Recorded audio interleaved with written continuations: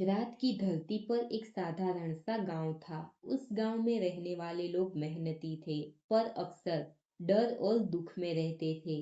जंगल पास था, रास्ते असुरक्षित थे, और कई बार निर्दोष लोग अन्याय का शिकार हो जाते थे।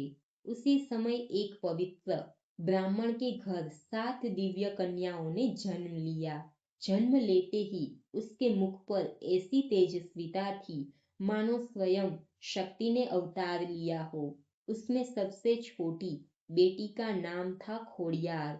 बचपन से ही खोड़ियार माँ असाधारण थे। जहाँ दूसरे बच्चे खेलते थे, वहाँ वह ध्यान में लीन रहते थे।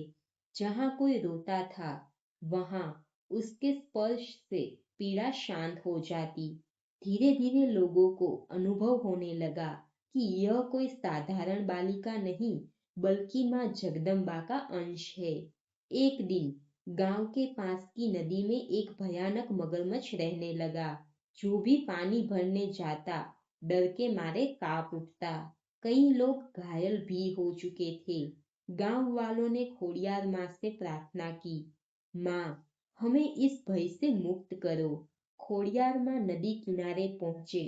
उन्होंने शांत स्वर में कहा, डरने की जरूरत नहीं। अन्याय जहाँ होता है, वहाँ शक्ति जागती है। कहा जाता है कि उसी क्षण वह मगरमच्छ शांत होकर उनके चरणों में आ बैठा। खोड़ियार माँ ने उसे आदेश दिया, अब किसी को कष्ट मत देना, यही तुम्हारी मुक्ति का मार्ग है। उस दिन से वह मगरमच्छ किसी को नुकसान नहीं पहुंचाता। तभी से खोड़ियार माँ का वाहन मगरमच्छ माना गया। माँ ने लोगों से कहा, मैं यही रहूंगी, हर उस व्यक्ति के साथ जो सत्य और धर्म के मार्ग पर चलेगा, जो मुझे श्रद्धा से याद करेगा, उसकी रक्षा मेरी जिम्मेदारी होगी। धीरे धीरे खोड़ियार माँ ने अपना भौतिक शरीर त्याग दिया, पर उनकी शक्ति वही बस गई, गांव, जंगल, नदी और भक्तों के हृदय में। आज जब खोड़ियार जयंती आती है, तो लोग दीप जलाते हैं, भजन गाते हैं, और खोड़ियार जयंती एक त्योहार उत्सव की तरह मनाते हैं। खोड़ियार माँ केवल मंदिर में नहीं, वह हर उस दिल में रहते हैं जहाँ सच्ची श्रद्धा होती है।